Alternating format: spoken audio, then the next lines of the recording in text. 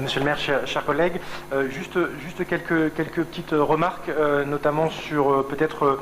la feuille de route de ce groupe de travail et notamment revenir sur trois entrées sur l'égalité femmes-hommes et sur le rôle que la ville pourrait avoir sur ces sujets-là.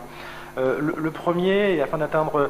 l'égalité réelle dans toute la ville, il y a la question, certes récurrente, mais c'est vrai qu'on l'avait déjà évoquée dans cette enceinte,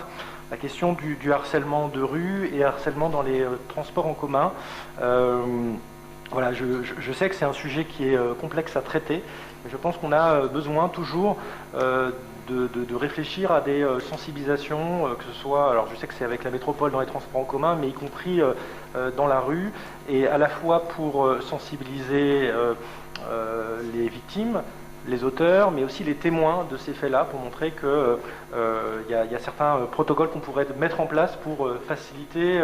la dénonciation de ces faits et pour créer une vigilance particulière sur ces faits de harcèlement que notre ville peut connaître dans l'ensemble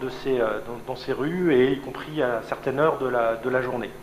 Également, mais je pense que c'est déjà intégré, mais je tenais à le souligner, le fait de sensibiliser les agents de la ville, que ce soit les policiers et les policières, le personnel d'accueil, les agents administratifs, les ATSEM, etc., sur ces questions de violence et de harcèlement fait aux femmes dans notre ville. Et c'est important de pouvoir sensibiliser ces agents qui sont souvent en première ligne et qui pourraient être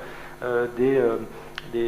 personnes qui pourraient mettre en route ces systèmes d'alerte. Sur le deuxième sujet, qui est assez lié, c'est la question de lutter contre les stéréotypes qu'on peut avoir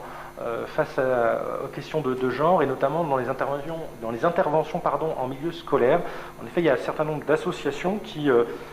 dès le plus jeune âge, vont venir déconstruire les représentations genrées qu'on peut avoir sur des métiers notamment. L'idée, c'est aussi d'inviter et de sensibiliser les petites filles qu'en effet ils peuvent réussir leur filière scientifique, ils peuvent travailler dans le numérique, et que je pense que ça joue très jeune, et ça peut, la ville pourrait se saisir de cette question-là pour lutter contre ces stéréotypes de genre et montrer qu'une petite fille est tout aussi capable qu'un petit garçon pour réussir ses études, quel que soit son domaine. Également, sur ces questions-là, je sais que nous avait été présenté une volonté de repenser et requalifier les cours scolaires, bien réfléchir aussi sur la place du jeu et le fait que aujourd'hui nos cours scolaires sont très genrés et que, en effet, des différentes études, mais Mme de Filippi est très au courant là-dessus, que souvent les jeux des garçons occupent plus de 80% de l'espace des cours d'école, et que les jeux des filles sont plutôt à la marge de ces cours, et parce qu'on laisse la place plutôt au foot, aux cordes, parce qu'il faut de la place pour faire du foot, et donc on laisse un peu moins de place pour les jeux des petites filles. Donc voilà, l'idée c'est de pouvoir garder en tête, lors des réaménagements de cours d'école, ces questions de genre. Et enfin, mon dernier axe, piste de réflexion peut-être pour ce groupe de travail, c'est l'accès et la représentation des femmes dans le sport. Je sais qu'on est tous sensibles à ça. L'idée, c'est de pouvoir accompagner les clubs et les associations, les pratiques féminines. Je sais qu'il y a quelques années, la ZELCO s'était posé des questions sur comment aller chercher ces filles, de certaines filles de certains quartiers, et pouvoir les mettre dans ces pratiques sportives, leur laisser les portes ouvertes et leur permettre de s'épanouir aussi dans la pratique du sport. Et je pense qu'il faut qu'on garde ça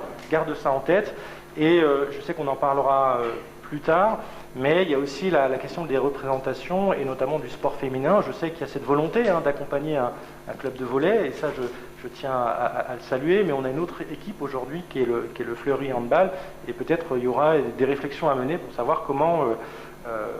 accompagner ces pratiques professionnelles féminines qui sont aujourd'hui